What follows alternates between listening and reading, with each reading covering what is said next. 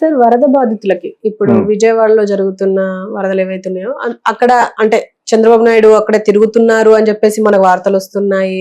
అంటే సదుపాయాలు అంటే వాళ్ళకి ఫుడ్ సరుకులు కొన్ని అందిస్తున్నాము అని చెప్పేసి కూడా వార్తలు వస్తున్నాయి. కానీ రియల్ గా పీపుల్ దగ్గరికి వెళ్తే వాళ్ళ రియాక్షన్ ఎలా ఉంది అంటే అసలు మాకు ఎలాంటి సహాయం అందడం లేదు, ఒక బిల్డింగ్ మీదకి కొంచెం సరుకులు ఇస్తే మేమే పంచుకుంటాం కదా అట్లా కూడా అందడం లేదు, ఏదో హెలికాప్టర్ లో ఇసిరేసి పోతున్నారు అని చెప్పేసి అంటున్నారు. దీని గురించి మీరేమంటారు సార్? కరెక్టే అందదు. ప్లస్ ఏమో వీళ్ళు టార్గెట్ ఏంటి చెప్పాను కదా, ఇటువంటి డిజాస్టర్ ఇటువంటి విపత్తు వచ్చినప్పుడు పొలిటీషియన్స్ కి రూలింగ్ పార్టీలో ఉన్న వాళ్ళకి అదృష్టం అది.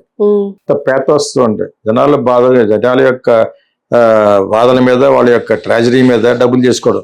గవర్నమెంట్ అడుగుద్దు ఇప్పుడు సెంట్రల్ గవర్నమెంట్ ఇవ్వాలని చెప్పేసి. ఇక్కడ ఉన్న ఆల్రెడీ ఫండ్స్ లో ఉన్నది ఫండ్స్ ఖర్చు పెట్టరు.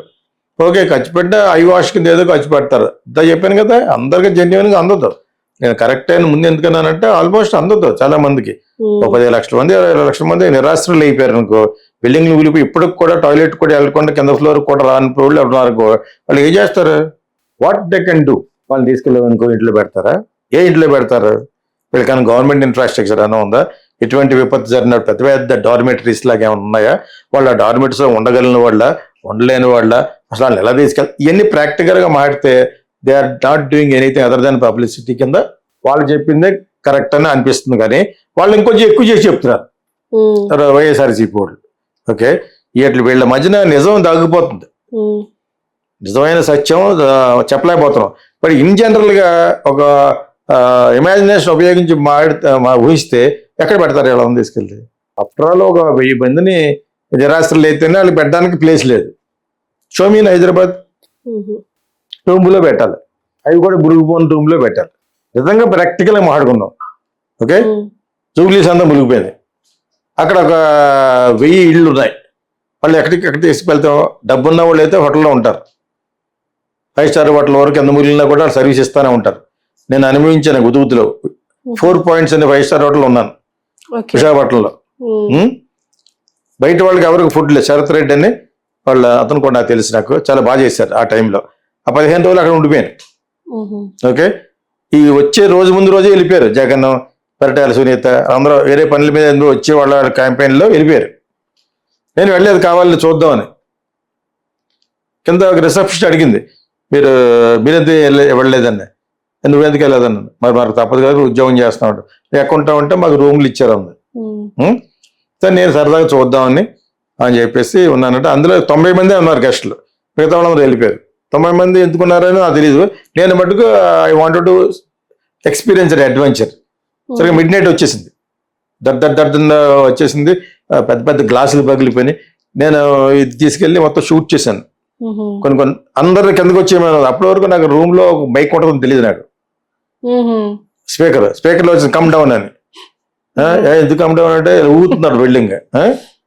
కమ్ డౌన్ అంటే కింద అంత ప్లేస్ ఉంది వాళ్ళకి. నేను ఎందుకు చెప్తానంటే ఇలాగా ఆ 90 మందికి ఇంత కూడా లేదనిపించకుండా దిగిన వెంటనే కాఫీలు, హాట్ కాఫీలు, సమోసాలు, అందరూ కొంచెం భయపడుతున్నారు. అయినా కూడా నేను ఎంజాయ్ చేస్తాను. ఏం భయపడతావు? ఆడు పోతావు, నువ్వు పోతావు, ఇందులో పెద్ద భయపడేది ఉంది బొంగు కదా. So I was enjoying it. తీస్తున్నాను, తీసి ఫేస్బుక్ లో కూడా వెతుక్కుంటే దొరుకుతాయి. పైగా స్క్రోల్ చేస్తేనే పెట్టాను, ఈ ఉదుగుతూ వచ్చినప్పుడు పెట్టాను. అప్పుడు చంద్రబాబు నాయుడు చాలా బాగా చేశాడు. పవర్ పోతే చాలా పవర్ యుద్ధ ప్రాతిపదిక మీద ఆయన పవర్ తెప్పించాడు వైజాగ్. అర్థమైందా? అటువంటి అసలు చేయకుండా ఎందుకుంటారు? అది కరెంట్ కాబట్టి తెచ్చాడు.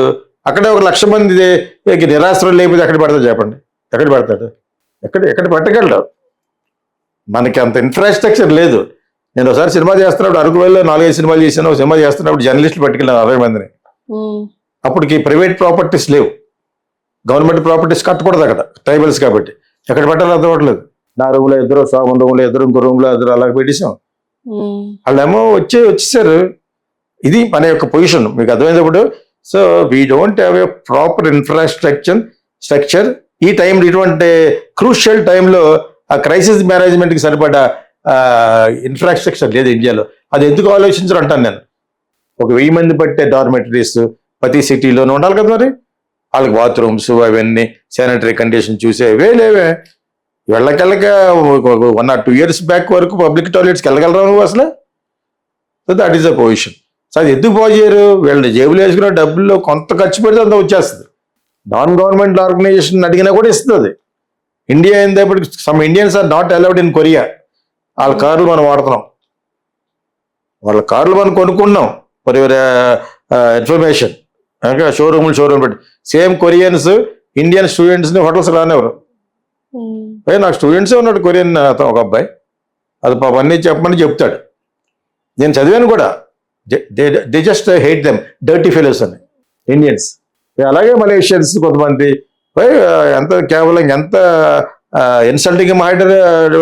మాల్దీవ్స్ వాళ్ళు ఇంత ఉంది, అది ఎందుకంటే ఇంత మ్యాప్లో ఎంత పవర్గా మాట్లాడారు వాళ్ళు మినిస్టర్లు. తర్వాత మళ్ళీ వచ్చి ఈ మంది కల్చర్గా ఎంత కలిసినా కూడా వాళ్ళ ముస్లిమ్సే కాబట్టి only they will be backing Pakistan, Afghanistan వాళ్ళే. అదన్నప్పుడు అది వేరే. మీకు ఒక విషయం తెలియాలంటే విషయం కొన్ని విషయాలు చెప్పాలి కాబట్టి చెప్తున్నాను. ఇక్కడ మనకి ఇన్ఫ్రాస్ట్రక్చర్ కట్టాలనే జ్ఞానం లేదు మన గవర్నమెంట్కి కానీ, తెలంగాణ కానీ, ఎనీ గవర్నమెంట్కి. అన్ని చోట్లకి రెస్క్యూ ఆపరేషన్ చేసేప్పుడు ఎక్కడ పెట్టాలో తెలియదు. మన కామన్ సెన్స్ ఇది. 10 లక్షల మంది నిరాశ్రయాలు ఎక్కడ పెట్టాలి? ఎక్కడ పెట్టగలరు? అది ఎలా పెట్టగలరు? ఎలా ఎయిర్ లిఫ్ట్ చేయగలరు? హెలికాప్టర్లు వెళ్తారా? ఒక్కొక్కసారి 50 మంది అలా 10 హెలికాప్టర్లు చేస్తాయి? లేదే. వస్తే చూస్తూ ఊరుకుంటూ బాగా వచ్చింది అనుకుని గవర్నమెంట్ ఎక్కడ కొంత డబ్బులు అక్కడ కొంత డబ్బులు ఖర్చు పెట్టేసామని చెప్పేసి ఇది ఉందని చెప్పి ఇండియాలో ఇలాగే ఉంటుంది. ఇది సిస్టమ్ మారలేదు, మారదు కూడా. అందుకనే మనం చైనా పక్కకి వెళ్ళాం. నాకు కళ్ళు ఇదైపోద్ది రీల్స్లో చూస్తుంటాను ఆ సిటీస్ అయ్యని. ఒకప్పుడు చైనా వాళ్ళు చాలా పూర్ ఫిల్మ్స్ వచ్చి కొనుక్కునే హృదయ విదారకంగా ఉండే పేదరికం. ఇదంతా ఒక 35-40 yearsలో డెవలప్మెంట్ ఎక్కడికి వెళ్ళిపోయింది. అదేవిధంగా మీకు they are giving South Africa $350 billion ఇంకొక కంట్రీకి అప్పిస్తుంది చైనా.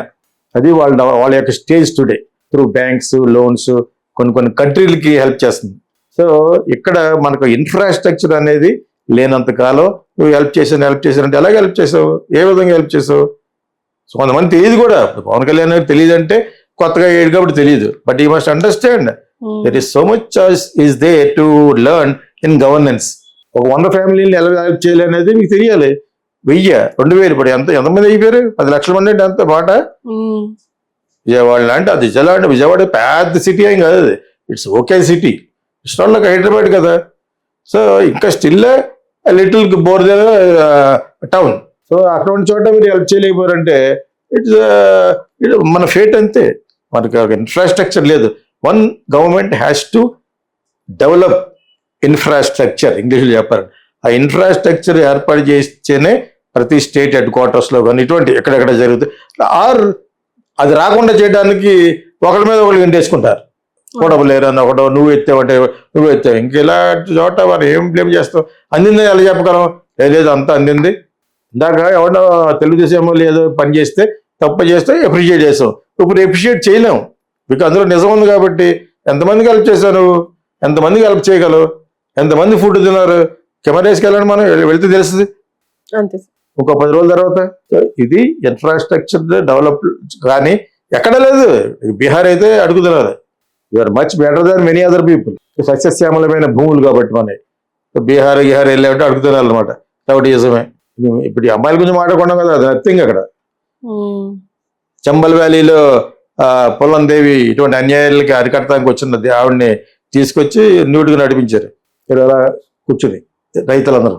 అది యాక్చువల్గా యాక్ట్ చేసింది. That movie is called bandit queen, directed by Shekhar Kapur. చూడండి, మధ్య మధ్యలో సినిమా వాళ్ళకి చెప్తూ ఉంటాను అనమాట. Okay sir, thank you.